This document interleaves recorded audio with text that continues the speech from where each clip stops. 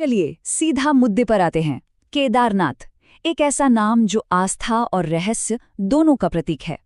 आज के इस विश्लेषण में हम एक ऐसी प्राचीन संरचना की बात करेंगे जहां कमाल की इंजीनियरिंग, प्रलय के बीच टिके रहने की ताकत और गहरे आध्यात्मिक रहस्य एक साथ मिलते हैं। ये कहानी सिर्फ पत्थरों से बने एक ढांचे की नहीं है, बल्कि एक ऐसी पहेली की है जो सदियों से विज्ञान और आस्था दोनों को एक साथ चौंकाती आ रही है। कहानी की शुरुआत करते हैं उस खौफनाक रात से। 16 जून 2013, वो दिन जब प्रकृति का सबसे विकराल रूप सामने आया। शांत सी केदारनाथ घाटी में अचानक 340 मिलीमीटर की भारी बारिश हुई। बस घना अंधेरा था, कड़कती बिजलियां थीं और कुछ ही घंटों के भीतर वो पूरी की पूरी घाटी एक भयावह जल प्रलय में तब्दील हो गई।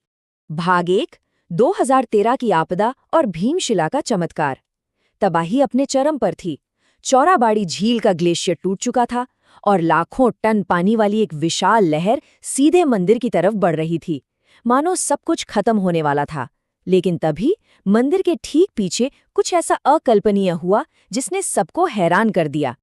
अब यहाँ सोचने वाली बात है, जरा इस चट्टान के विशाल आकार की कल्पना कीजिए। लहर के साथ बहकर आई करीब 20 फीट ऊंची और 30 टन भारी चट्टान, जिसे बाद में भीमशिला कहा गया, वो अचानक मंदिर के ठीक पीछे आकर एक अचूक ढाल की तरह टिक गई। बिल्कुल परफेक्ट टाइमिंग। इसी चट्टान ने उस विनाशकारी पानी के तेज बहाव को 2 हिस्सों में चीर दिया। पानी मंदिर के दोनों तरफ से निकल गया और मुख्य ढांचा एकदम सुरक्षित रह गया।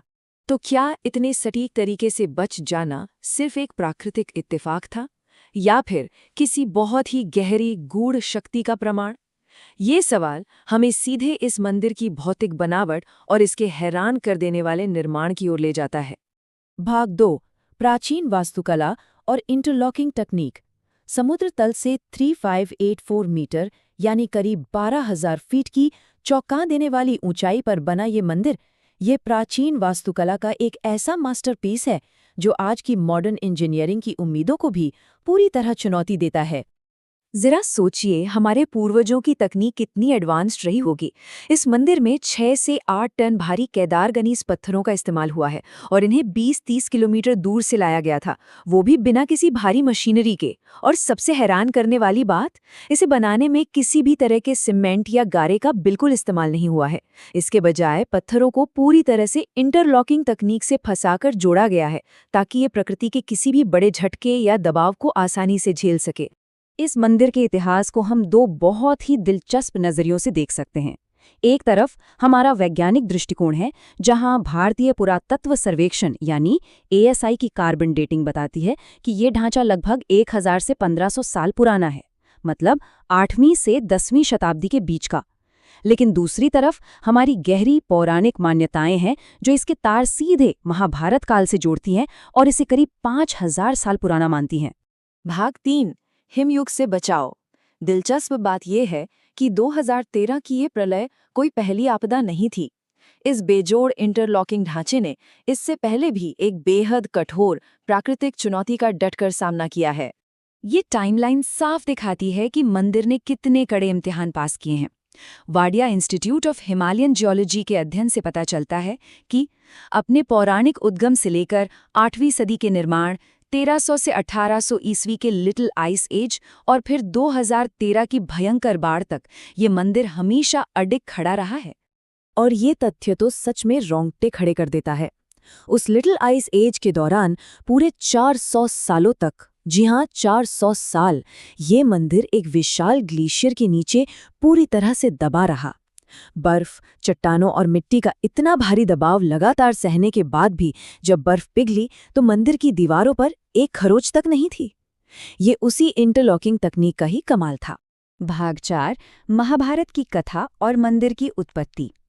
चलिए अब विज्ञान और वास्तुकला से थोड़ा हटकर आस्था की ओर चलते हैं। आखिर इसी दुर्गम बर्फीले स्थान को ही मंदिर के लिए क्यों चुना गया? प्राचीन ग्रंथों के मुताबिक कुरुक्षेत्र के भयानक युद्ध के बाद पांडव अपने ही परिवार के लोगों को मारने के पाप से मुक्ति पाने के लिए भगवान शिव की तलाश में हिमालय आए थे। लेकिन शिव उनसे मिलना नहीं चाहते थे, तो उन्होंने खुद को एक बैल के रूप में छिपा लिया। कहते हैं जब भीम ने उस बैल को पकड़ना चाहा तो वो धरती में समाने लगा और केवल उसका कूबड़ यानी पीठ का हिस्सा ही इसी स्थान पर रह गया। ये हिस्सा पंच केदार के पूरे भौगोलिक विस्तार को बहुत अच्छे से समझाता है। उस दिव्य बैल के अलग अलग हिस्से हिमालय में कहाँ-कहाँ प्रकट हुए, ये यहाँ एकदम स्पष्ट है। कुबड़ यहाँ केदारनाथ में, भुजाएं तुंगनाथ में, मुख रुद्रनाथ में, नाभि मध्य महेश्वर में और जटाएं कल्पेश्वर में पूजी जाती हैं। भाग 5 अखंड ज्योति का रहस्य। इस पवित्र स्थान के प्रति जो समर्पण है वो सिर्फ पुरानी कहानियों तक सीमित नहीं है, वो आज भी उतना ही मजबूत है। यहाँ तक पहुँचना कोई आसान काम नहीं है, इसके लिए असीम शारीरिक और मानसिक धीरज चाहिए। इस सफर के पड़ावों को देखिए। पहले सोनप्रयाग तक सड़क मार्ग, फिर गौरीकुंड तक संकरे और खतरनाक रास्तों पर जीप का सफर और आखिर में 16 किलोमीटर की बेहद खड़ी और थका देने वाली चढ़ाई। ये पूरी मशक्कत उस जगह पहुंचने के लिए की जाती है जो भयंकर ठंड और बर्फबारी के चलते साल के आधे समय तक पूरी तरह से दुर्गम रहता है। और इसी 6 महीने की दुर्गमता से एक और गहरा रहस्य जन्म लेता है। जब भारी बर्फबारी के कारण मंदिर के कपाट पूरे 6 महीने के लिए सील कर दिए जाते हैं, तब मंदिर के गर्भगृह में एक अखंड ज्योति जलाई जाती है, एक ऐसा दीपक जिसे कभी बुझना नहीं चाहिए। यहीं पर आकर विज्ञान और आस्था आमने सामने आ जाते हैं।